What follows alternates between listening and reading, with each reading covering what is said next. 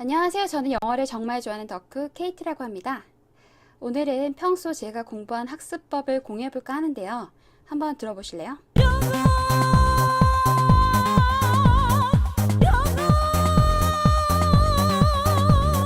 이 노래는 영어 공부를 해본 사람이라면 누구나 공감할 만한 노래인데요. 이 노래에서도 영어 공부가 얼마나 힘든지 말해주고 있어요. 꽤 많은 영어 학습자들이 영어 공부의 지름길을 원하고 특정 영역만 공부하고 싶어 해요. 그리고 영어 자체를 하고 싶지 않지만 취업이나 직장에서의 승진 등으로 어쩔 수 없이 하는 경우도 많더라고요. 그런데 사실 전 지름길 같은 건 없다고 생각해요.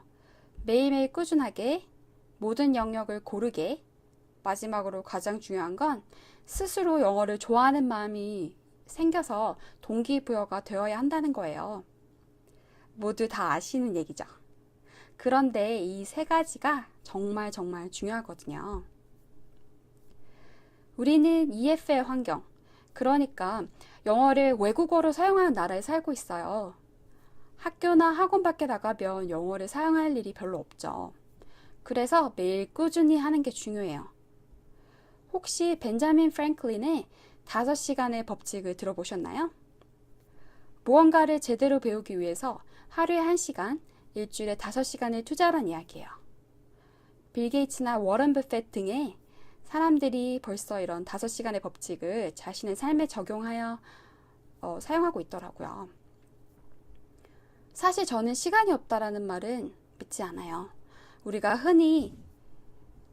은근히 흘려보내는 그런 시간이 되게 많잖아요.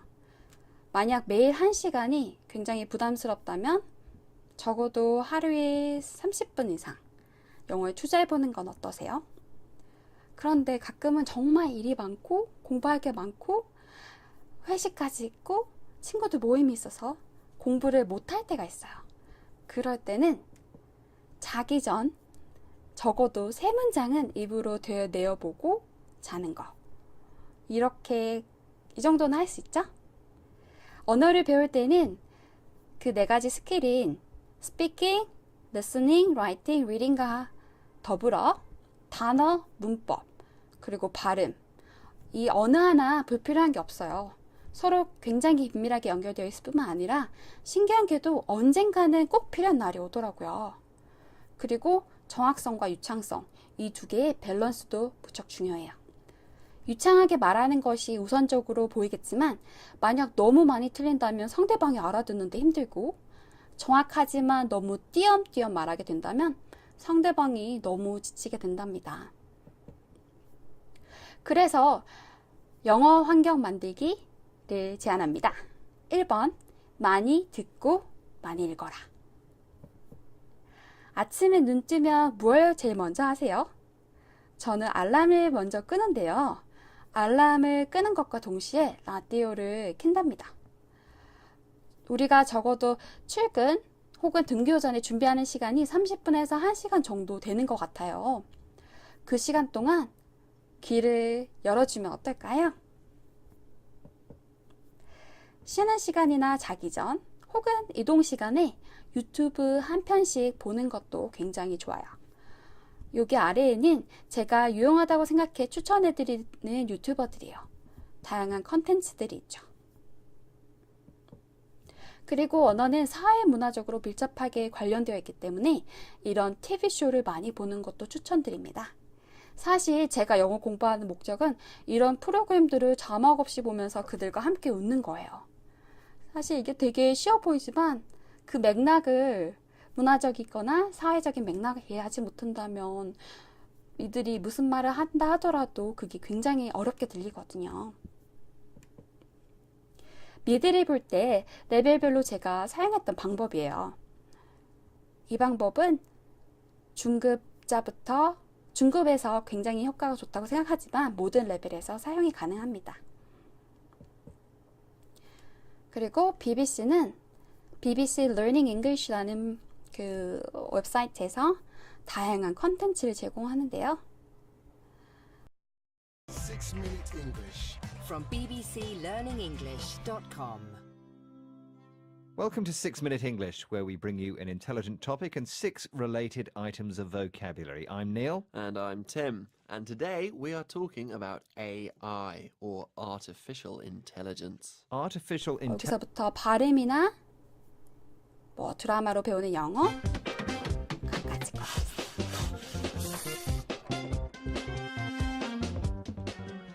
Hi, I'm Tim, and this is my pronunciation workshop. Ends in the sound t, doesn't it? Or does it? Let's have another listen. It's a white piece of paper. It's a white piece of paper. That is a white piece of paper. That's a white piece of paper. That is a white piece of paper. In fluent speech, if one word ends in a t sound and the next word begins in 그냥 유튜브를 보는 게 어렵다 하시는 분들은 슈퍼팬이라는 어플을 활용하시면 좋아요. 자막뿐만 아니라 설명, 그리고 언스크램블드 게임을 통해 자연스럽게 영어를 익힐 수 있어요. 그리고 유튜브에서 윤동글이나 딩글씬을 찾아보세요. 반복 듣기, 그리고 쉐도잉은 이분들이 도와주실 거예요. 리딩은 빼놓을 수 없죠. 쉽고 재밌는 책 많이 읽기. 다양한 소설이나 논픽션을 읽으면 좋겠지만 만약 리딩이 익숙하지 않다면 옥스퍼드에서 나오는 북엄 시리즈를 추천해드립니다.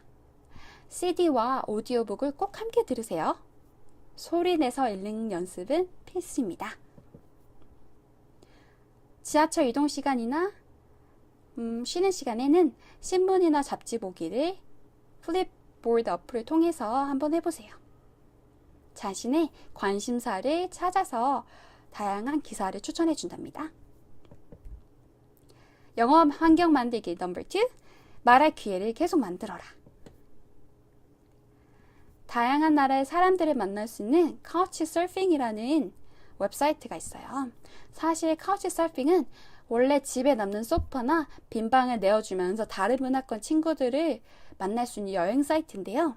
저는 지금 여행을 하고 있지 않기 때문에 이곳을 통해 한국으로 오는 외국인 친구들을 만나 다양한 얘기도 듣고 새로운 액티비티 혹은 관광도 해요. 저는 스터디도 굉장히 많이 했었고요. 저기 보이는 컬처 컴플렉스, 컬컴이라는 곳에서 초급반 리더로 수업을 하면서 언어 교환 친구들도 많이 만들었고요. 저 때 만들었던 미국인 친구 한 명은 지금 시간이 굉장히 오래 지나서 베프가 되었답니다. 일상 회화를 잘하는 것도 굉장히 중요하지만요. 제가 제 영어가 제일 많이 늘었던 때는 남들 앞에서 어떤 주제에 대해서 이야기해보거나 재미난 스토리를 말해볼 때였어요. 유창성뿐만 아니라 영어에 대한 자신감도 붙게 해주었거든요. 혹시 주위에 토스트마스터나 스토리텔링 클럽이 있다면 가입해보세요. 만약 그게 어렵다면 혼자 말하는 방법을 알려드릴게요. 주제나 재미있는 읽었던 이야기를 하나 잡고 그것에 대해서 다시 써보세요. 초기에는 그걸 외워보고 만약 외우는 거가 조금 어렵다면 키워드를 뽑고 그 키워드에서 키워드를 중심으로 기억하려고 노력해보세요. 그리고 그 기억한 것을 말하는데 이 말할 때 녹음이나 녹화를 해야 돼요. 그러면 하나의 영상이 생기죠. 그럼 그 영상을 보면서 스스로 피드백을 해보세요. 저는 문제점이 뭐였냐면 말을 할 때 시제가 굉장히 왔다 갔다 하더라고요. 현재형, 과거형, 미래형. 그리고 쓸데없이 필러라고 있잖아요. Like, you know. 이걸 굉장히 많이 쓰여서 이 녹화해서 보는 방식을 통해서 그런 것들을 많이 고쳤어요. 혹시나 주위에 같이 할 사람이 있다면 더 좋겠죠? 아래 사진들은 제가 지금까지 영상을 찍었던 모습들이에요. 만약에 약간의 투자도 괜찮다면 전화 영어나 화상 영어도 추천드려요. 이건 제가 캠블리라는 프로그램에서 영어 수업을 하는 모습이에요. 세 번째, 조금씩이라도 자주 써봐라. 이건 라이팅 관련인데요. 어딘가 꾸준히 쓰는 습관을 들여야 돼요. 근데 사실 쓰기는 굉장히 어렵죠. 저도 그래요. 그래서 저는 일단 미드를 보면서 좋았던 표현들을 기록하고 블로그에 영어로 일기를 써요. 굳이 남한테 안 보여줘도 되거든요. 나만 보기로 저장해 놓을 수 있으니까. 여러분은 매일 아니면 일주일에 3번, 10분씩 쉬운 주제 아무거나 하나 놓고 글쓰기를 해보면 어떨까요? 그리고 만약에 내 라이팅을 점검받고 싶다면 케임브리지 영어의 Write and Improve 사이트를 추천합니다. IELTS 채점처럼 점수가 주어지거든요. 4번째, 내 실력 체크도 틈틈이. 혹시 이런 시험을 치는데 부정적이신가요? 시험 영어는 그냥 기술만 익히는 것이다 라고 생각하세요? 우리가 시험을 얘기할 때 워시백 이펙트라는 게 있어요. 테스트라는 게 티칭이나 러닝에 미치는 영향을 말하는 건데요. 우리가 평소에 이야기하는 기술만 익히게 되는 그런 부정적인 측면도 있지만 동기부여를 하거나 시험을 공부하는 과정에서 좀 더 제대로 알게 되는 긍정적인 측면도 있어요. 특히 IELTS나 케임브리지 SO exam 같은 경우에는 진짜 실력 없이는 높은 점수를 받기 어려운 시험이거든요. 그렇기 때문에 더 긍정적인 효과가 있겠죠? 5번째, 가끔은 떠나라. 기회가 된다면 꼭 나가서 다른 세상도 좀 보고 그렇게 돌아오면 영어를 대한 자세도 달라지더라고요. 더 열심히 해야겠다는 생각? 그런 것도 들고. 그리고 내가 얼만큼 늘었는지 체크도 해볼 수 있어요. 저는 예전에 워킹 홀리데이를 잠깐 갔다 왔었는데요. 가기 전 그때 당시만 해도 저는 굉장히 영어를 잘한다고 생각하고 갔었거든요. 근데 가서 뉴질랜드 발음을 하나도 못 알아듣겠더라고요. 그래서 생활이 굉장히 어려웠어요, 초반에. 그때 크나큰 충격을 받았고 그 이후에는 미국 영어뿐만 아니라 다양한 발음과 문화를 공부해야겠다는 생각을 하게 되었어요. 마지막으로 영어를 공부할 때 중요한 것은 긍정적인 태도인 것 같아요. 영어를 좋아하는 마음. 저는 그것부터 시작했거든요. 진짜 잘하고 싶다면 그것에 덕후가 되어야 하는데 만약 내가 영어를 아직도 싫어하는 마음이 있다면 그걸 애증으로 바꿔서 즐겁게 영어를 해보셨으면 좋겠어요.